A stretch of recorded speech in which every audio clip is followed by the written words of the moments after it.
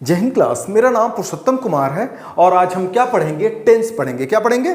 Tense पढ़ेंगे। ठीक है जी। चलो फिर एक नया चैप्टर है और अभी फंडामेंटल बताऊंगा, ठीक है ना।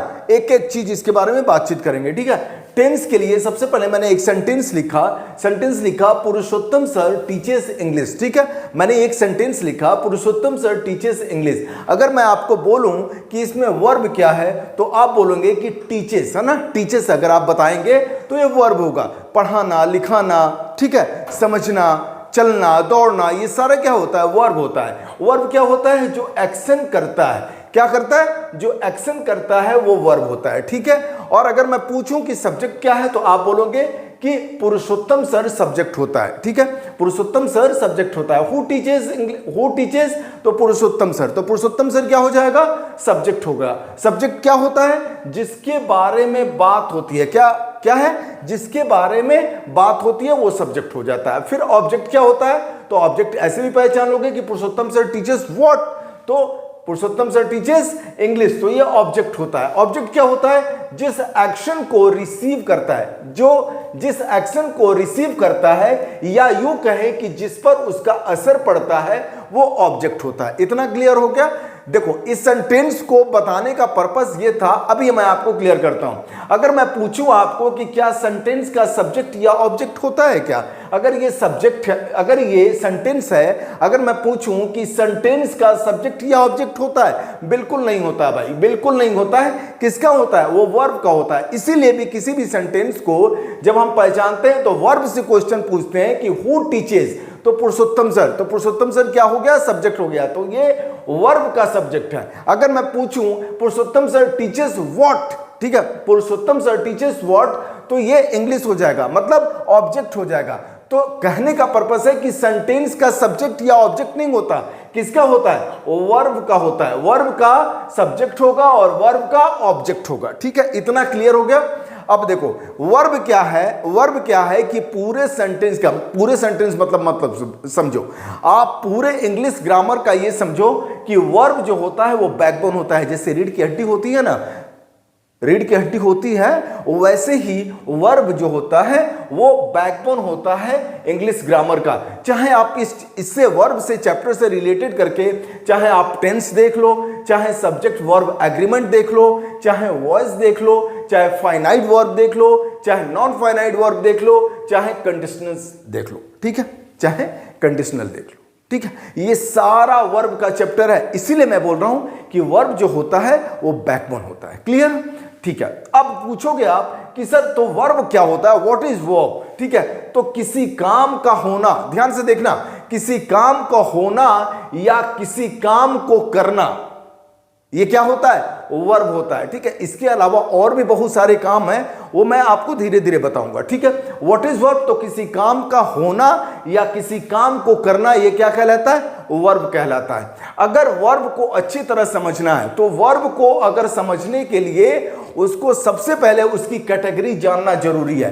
कैटेगरी क्या होता है? देखो, जैसे वर्ब, मेन चैप्टर हो गया वर्ब, तो वर्ब जो होता है वो दो पार्ट में बटा गया है। दो पार्ट में बटा गया है, एक हेल्पिंग वर्ब और दूसरा मेन वर्ब। मेन वर्ब जैसे टीच, रन, वॉक, जो एक्शन बताता है, एक्शन के अलावा और कुछ बताता है। इसको मैंने बोला ना कि इसको बाद में और डीपली पढ़ाऊंगा। अभी हमारा मेन फोकस हेल्पिंग वर्ब की तरह होगा, ठीक है। तो वर्ब जो होता है वो दो पार्ट में बांटा जाता है। एक हो गया हेल्पिंग वर्ब, एक हो गया मेन वर्ब, ठीक है। मेन वर्ब जैसे टीच, रन, वॉक, ये सारा जो एक्शन को जो क्या करता है, मेन वर्ब जो एक्शन बताता है, जो एक्शन को रिप्रेजेंट करता है, वो मेन वर्ब होता है। इतना जान गए आप? अब देखो, जो हेल्पिंग वर्ब होता है, अब ध्यान से सुनना, जो हेल्पिंग वर्ब होता है वो भी दो पार्ट में डिवीजन होता है। उसको भी दो पार्ट में डिवीजन होता है, एक प्राइमरी हेल्पिंग वर्ब और दूसरा मोडाल्स, ठीक है। ध्यान से सुनना, जो हेल्पिंग वर्ब होता है, जो ऑक्सिलरी वर्ब होता है, वो प्राइमरी हेल्पिंग वर्ब भी, जिसको प्राइमरी हेल्पिंग वर्ब दो पार्ट में डिवीजन होता है। हेल्पिंग वर्ब चाहे ऑक्सिलरी वर्ब बोलो चाहे हेल्पिंग वर्ब बोलो, ठीक है, वो दो पार्ट में डिवीजन होता है, प्राइमरी हेल्पिंग वर्ब और मोडाल्स, ठीक है। इतना क्लियर है? अब ये प्राइमरी हेल्पिंग वर्ब जो होता है वो तीन भागों में बांटा जाता है। देखो, हेल्पिंग वर्ब दो भागों में और प्राइमरी हेल्पिंग वर्ब तीन भागों में। कौन कौन सा? एक होता है बी का फॉर्म, एक होता है हैव का फॉर्म, एक होता है डू का फॉर्म। ठीक है, इतना क्लियर? बी का फॉर्म क्या होता है? First form, second form, third form. Is, am, are, was, were. Be का फॉर्म कौन कौन सा होता है? Is, am, are, was, were. ये क्लियर? उसी तरह हैव का फॉर्म हैज, हैव, हैड। ठीक है, ये क्या हो जाएगा? हैव का फॉर्म। और डू का फॉर्म क्या होता है? Do, does, did. ठीक है, इतना क्लियर? ये प्राइमरी हेल्पिंग वर्ब हो गया। क्या हो गया? ये प्राइमरी हेल्पिंग वर्ब हो गया। प्राइमरी हेल्पिंग वर्ब तीन भागों में बांटा जाता है, बी का फॉर्म, हैव का फॉर्म और डू का फॉर्म। इतना क्लियर? उसी तरह मोडाल्स जो प्राइमरी हेल्पिंग वर्ब और उसके अलावा एक और होता है जो हेल्पिंग वर्ब बांटा जाता है, वो मोडाल्स। मोडाल्स कितने होते हैं? अगर आपसे कोई पूछे, even anyone ask you how many types of modals, then you have to give the answer there are 13 types of modals. ठीक है, कौन कौन सा?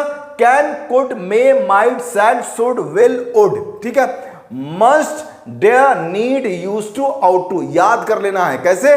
Can, could, may, might, shall, should, will, would, must, dare, need, use to, ought to. ठीक है, ये 13 model होते हैं। अब आया स्टोरी इसके लिए। मैं ये सब क्यों पढ़ा रहा हूं? वर्ब क्या है? रीढ़ की हड्डी है, बैकबोन है। किसका? टेंस का। चाहे वो सब्जेक्ट वर्ब एग्रीमेंट का, चाहे वो वॉइस का, चाहे फाइनाइट वर्ब का, चाहे नॉन फाइनाइट वर्ब का, चाहे कंडीशनल्स का।